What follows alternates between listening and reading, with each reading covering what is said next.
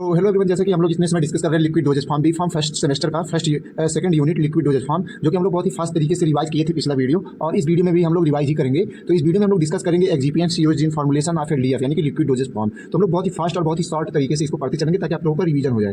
तो चलिए शुरू करते हैं। तो देखिए, जो मतलब जो एक्सिपिएंट यूज होते हैं फार्मुलेशन के लिए, ठीक है, लिक्विड डोजेज फॉर्म में, उन्हें हम डिस्कस करेंगे। इनका मतलब एडवांटेज, डिसएडवांटेज और क्या क्या होता है, तो और इनका क्या काम है, तो इन सब चीज़ों को हम लोग डिस्कस करेंगे। तो हम देखो, सबसे पहले हम बोल दें लिक्विड डोजेज फॉर्म में एक्सिपिएंट क्या करता है। तो पहले नंबर ये एज ए प्रोटेक्टिव एजेंट काम करता है, ठीक है, प्रोटेक्टिव एजेंट काम करता है, प्रोटेक्टिव एजेंट की तरह काम करता है। और जो बल्किंग एजेंट, जो जिसे कहते हैं बल्किंग एजेंट, ठीक, तो बल्किंग एजेंट इन दोनों की तरह काम करता है। तुम्हें इनके नाम से ही पता चल गया, बल्क मतलब बल्क फॉर्मेशन और प्रोटेक्टिव मतलब कुछ किसी चीज़ से प्रोटेक्ट करना, ठीक है। और क्या, और देखो एक्सिपिएंट्स क्या करता है लिक्विड डोजेज फॉर्म में, इसकी बायो अवेलेबिलिटी को बढ़ा देता है। यानी कि जो ड्रग होता है, ड्रग की बायो अवेलेबिलिटी को बढ़ा देता है, ठीक, इंक्रीज कर देता है।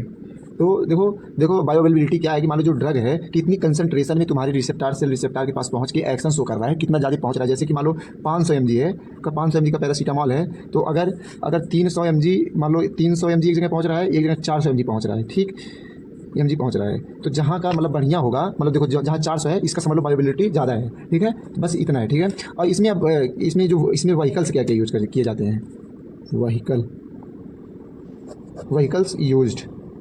तो देखो व्हीकल्स वो होता है कि मान लो किसी लिक्विड डोजेज फॉर्म में कोई एपीआई ऐड किया गया है, ठीक है, तो वो किस तरह कहाँ मतलब सेटल डाउन है, उसी चीज़ को हम लोग व्हीकल कहते हैं, किसके सहारे वो रुका हुआ है, ठीक है। तो ये मतलब लिक्विड बेस होता है, ठीक, लिक्विड बेस। और फिर उसके बाद से विच कैरी ड्रग, ठीक, एंड अदर एक्सिपिएंट्स, ठीक, टू डिजॉल्व और डिस्पर्ज्ड फेज, ठीक, इतना हो गया, ठीक। ये मतलब इन्हें बस कैरी करता है, होल्ड करता है, ठीक है।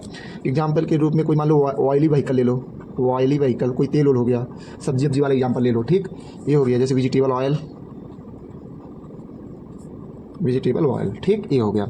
अब दूसरा देखो क्या है, अब इसी में दूसरा है वाटर, ठीक, यह भी एक तरह से व्हीकल ही होता है, जो कि एज ए यूनिवर्सल सॉल्वेंट जाना जाता है, ठीक है, यूनिवर्सल सॉल्वेंट के रूप में जाना जाता है, सॉल्वेंट के लिए जाना जाता है, ठीक है, नोन एज यूनिवर्सल सॉल्वेंट, ठीक, ये हो गया वाटर। और ये पहली बात, तो इसका मतलब अगर एडवांटेज की बात करें तो ये मतलब वाइडली हर जगह मतलब यूज होता है, ठीक है, वाइडली यूज्ड। और ये जो है नॉन टॉक्सिक होता है, non toxic and non irritable या इरिटेशन मतलब कॉज नहीं करता, ठीक।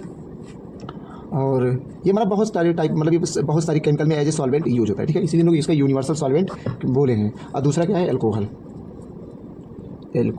अब देखो एल्कोहल जो होता है OH, ठीक, ये भी एज ए प्राइमरी सॉल्वेंट काम करता है, ठीक है, प्राइमरी सॉल्वेंट काम करता है, ठीक, प्राइमरी सॉल्वेंट होता है। और ये मतलब जनरली यूज होता है ऑर्गेनिक सॉल्यूट के लिए, ऑर्गेनिक कोई एलिमेंट्स है जिनको डिजॉल्व करना है, तो ऑर्गेनिक सॉल्यूट के लिए ये होता है, ठीक है। और अब देखो, अभी हो गया एक, हम लोग बात कर लें ग्लिसरॉल का, ग्लिसरॉल। तो देखो ग्लिसरॉल की अगर हम लोग बात कर लें तो ग्लिसरॉल जो होता है, ये मतलब सिरप आप लोगों ने देखा ही होगा, सिरप सेम वही होता है, ठीक, उसी की तरह होता है, थोड़ा विस्कस होता है, ठीक, विस्कस होता है, और थिक होता है, कलरलेस होता है, थिक होता है, कलरलेस होता है, और क्लियर पूरा होता है, टोटल, ठीक, क्लियर होता है ग्लिसरॉल। तो ये होता है। अब हम लोग बात कर लें प्रिजर्वेटिव की, ठीक, जो देखो मतलब लिक्विड डोजेज फॉर्म में एज ए एक्सिपिएंट ऐड किया जाता है, प्रिजर्वेटिव, ठीक, प्रिजर्वेटिव। अब देखो प्रिजर्वेटिव का मतलब क्या होता है, प्रिजर्वेटिव मतलब होता है कि मान लो जैसे कोई चीज़, मान लो कोई खाना है, अभी देखो उसको रख दोगे 2 दिन के लिए तो ख़राब हो जाएगा, लेकिन अगर तुम उसी को बहुत अच्छी तरह पैक करके कुछ केमिकल्स ऐड करके, ठीक है, तुम उसको रख रहे हो, तो वो मतलब वो लॉन्ग टर्म के लिए चल जाए। जैसे कि नॉर्मली आप लोग आसपास देखे होंगे, जो हमारे यहाँ पैकेट वाले खाने मिलते हैं सब, उसमें प्रिजर्वेटिव ऐड किया जाता है, ताकि मतलब उसमें माइक्रो ऑर्गेनिज्म का अटैक ना हो या कोई अदर केमिकल रिएक्शन उसमें ना हो, ठीक, तो इसके लिए प्रिजर्वेटिव यूज होता है। और इसका एग्जाम्पल जो है बेंजोइक एसिड और क्या है, ग्लिसरीन है, ठीक, ग्लिसरीन है, ठीक है। अब दूसरा हम लोग बात कर लें एंटीऑक्सीडेंट, एंटीऑक्सीडेंट। अब देखो एंटीऑक्सीडेंट से आपको सीधा सीधा पता चला है कि मतलब ऑक्सीडेशन को रोकेगा। ठीक, मान लो कोई खाना क्यों खराब होता है, मान लो ऑक्सीजन आता है, माइक्रो ऑर्गेनिज्म आते हैं, फिर उसके बाद उनका ग्रोथ एंड डेवलपमेंट होता है, इससे कंटामिनेशन हो जाता है। तो मतलब जो एंटीऑक्सीडेंट होता है मतलब ये क्या करता है, मतलब ऑक्सीडेशन नहीं होने देता है, जिससे कि माइक्रो ऑर्गेनिज्म वहाँ जाकर के मतलब अटैक नहीं कर पाते हैं। तो एंटीऑक्सीडेंट मतलब ये हो गया। ठीक, और इसका एग्जाम्पल की बात कर ले हम लोग, तो एक हो गया EDTA और एक हो गया सिट्रिक एसिड। ठीक, सिट्रिक एसिड इतने जान गए। और देखो और एक चीज़ हम लोग और यूज करते हैं, स्वीटनिंग एजेंट। ठीक, स्वीटनिंग एजेंट, स्वीटनिंग एजेंट।